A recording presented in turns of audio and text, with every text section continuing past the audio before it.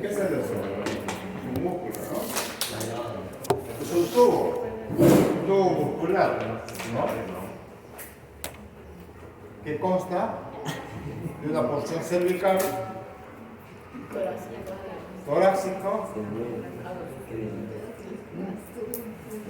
y abdominal, ¿no? ¿Está bien? Cervical, torácico y abdominal. Y consta de un esfínter, chicos, esfínter esofágico superior, esfínter esofágico inferior. Había una pregunta en el examen del esfínter. ¿Sí? ¿Cómo contestarles? ¿Qué fue? Ah, fue de la calasia. La calasia. ¿Qué ocurre en la calasia? La falta de relajamiento del esfínter esofágico superior y inferior. La respuesta es inferior, ¿no es cierto? Ya, inferior. Aquí o aquí. Entonces falta relajamiento del músculo del esfínter esofágico inferior y entonces se produce la calasia. Después, consecuencia de la acalasia es la dilatación del esófago. La dilatación del esófago. Entonces aquí esfínter esofágico superior, esfínter esofágico inferior. Este esfínter esofágico superior se mantiene cerrado. Y cuando se produce el mecanismo de la deglución, entonces se relaja el esfínter. Luego se cierra. Esfínter. Se relaja, se cierra, esto se relaja y se cierra. ¿Está bien? El bolo está pasando, se relaja, pasa el bolo, se relaja, se cierra. ¿No? Entonces, ¿por qué es necesario esto? ¿Por qué los alimentos no evitan el reflujo alimentario? Los alimentos no regresan. Se les quita, ayuda a que eso baja por los movimientos peristálticos del esófago, el bolo baja. Y aquí se relaja y luego que pasa el bolo al estómago, se cierra. Cierre del esfínter para evitar que no haya reflujo gastroesofágico. Evitar el reflujo gastroesofágico. Importante la función. Es un tubo muscular. Estudia histología, ¿no? Sí. La pared del esófago consta muscular. ¿Y cierra o no el esófago? Sí, sí. Ya, ¿cuál es? Submucosa. Submucosa. Muscular y adventicia. Casi todo el tubo digestivo es muscular, submucosa, muscular y serosa. Menos aquí en el esófago no hay serosa, hay adventicia. Entonces la inervación del esófago está dada por qué? Principalmente es el neumogástrico, es la inervación extrínseca. La inervación extrínseca es el neumogástrico, pero la inervación intrínseca está dado por el plexo de Auerbach y Meister. ¿Dónde está localizado ese plexo? Inferior es una inervación propia, autónoma.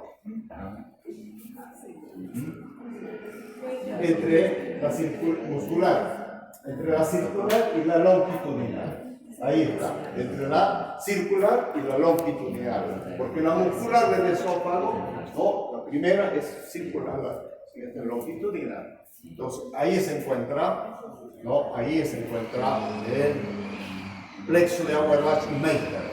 Está constituido por dos redes neuronales diferenciadas, una excitatoria, que es responsable de la contracción muscular, y el otro de tipo colinérgico, y otra inhibitoria, mediada por el óxido nítrico, responsable de la relajación muscular, ¿no? Estos están entre la capa longitudinal y circular de la musculatura esofágica. Y la extrínseca va a depender del nervio laríngeo recurrente y de los nervios vagos en el esófago. Vago derecho, izquierdo, van acompañando al esófago. Aquí está la estructura de la pared del esófago, que es mucosa, submucosa, muscular y serosa. ¿Está bien? Eso. La capa más interna es la adventicia. Aquí se ve la característica del esófago, liso, y después un epitelio ya columnar, que es el estómago. A veces el epitelio gástrico invade el estómago, es porque no está la competencia del cardias, es insuficiente. Entonces hay reflujo gastroesofágico. ¿Han tenido reflujo ustedes en algún momento? Sí. Regresa el alimento al estómago. ¿No sienten el ácido? No, a veces regresa el estómago está pletórico, ¿no? Y entonces desarrolla un epitelio columnar en el esófago. ¿Cuál es la función del esófago? Conducto. Es un paso, ¿no? Tú, que da paso al rol alimenticio hacia el estómago, ¿no? Y en condiciones de reposo está vacío, mantiene una actividad específica a nivel de cada uno de los componentes. El esfínter esofágico superior mantiene un tono de contracción, objetivo de aislar la faringe del esófago, ¿no? Es importante para evitar el paso de aire al esófago y facilitar su paso al aparato respiratorio. Por eso que el esfínter esofágico superior se contrae sincrónicamente con la inspiración. Ahora, esto es importante, el esfínter esofágico inferior, el esfínter esofágico inferior, ¿no? También conocido por cardias, por la unión gastroesofágica, ha sido conocido como un esfínter funcional, si bien aquí se ha visto un engrosamiento en la capa muscular, ¿no? De este esfínter. Este engrosamiento, más o menos 30 milímetros de longitud, ¿no? Está a 1 centímetro por encima del ángulo de Kiss. ¿Cuál es el ángulo de Kiss? Entre esófago y el estómago, ¿no? Ángulo de cardias. La cardias. Entonces, vemos ahí el esfínter esofágico inferior. Su característica principal es la existencia de un tono de reposo capaz de superar el gradiente gastroesofágico de la presión y así evitar el paso del contenido gástrico al esófago, evitar el reflujo, ¿no? Evitar el reflujo. ¿Está bien? Este tono, el esfínter esofágico inferior mantiene un tono de reposo gracias a un mecanismo miogénico. Este tono miogénico se debe a una actividad espontánea de la, ¿no? Su máxima de la fosfolipasa C, que determina una liberación de bajo nivel de calcio. Bueno, todo proceso de contracción, pues, es liberación, captación de calcio, ¿no? Ustedes ya saben, estudiaron ese fenómeno de contracción, ¿no? Y la miocina, y captación, liberación de calcio. Con eso la activación de la proteína sinasa C. Entonces la contracción inducida por la acetilcolina sigue una vía distinta, ya que produce la activación máxima de la fosfolipasa. Por tanto, la liberación de calcio en alta concentración. El esfínter esofágico inferior, ¿no? Es un esfínter fisiológico, dinámico. Cuando hay incompetencia, insuficiencia del esfínter, entonces hay reflujo gastroesofágico y ese reflujo gastroesofágico trae problemas, ¿no? Porque el contenido ácido del estómago pasa al esófago y el esófago sufre un proceso inflamatorio que se llama esofagitis. Esofagitis por reflujo, ¿no? Esofagitis por reflujo. Y esofagitis por reflujo después puede haber toda alteración de la mucosa esofágica y puede traer problemas como esófago de Barrett, ¿no? Puede condicionar a neo, etcétera, etcétera. Es importante la funcionalidad. Y el esófago se estudia justamente, ¿no? A través de manometría. Aquí hay dos estudios importantes en el esófago. Es la manometría para ver la presión, ¿no? Intraesofágica y la actividad muscular dinámica. Y lo otro es la pH-metría esofágica, ¿no? Porque si hay pH altamente ácido, entonces estamos hablando de hay reflujo. Motilidad esofágica. Después de la deglución, ¿no? Entonces, ¿qué pasa? Hay una onda peristáltica que a partir que hace que esta respiración distar a una velocidad de 2 a 5 centímetros, ¿no es cierto? Hay el peristaltismo primario, ¿no? Lo que impulsa que el alimento pueda ser transportado hacia el esófago distal. Esto en unos 8 o 10 segundos alcanza la parte distal y tiene una duración de 7 segundos.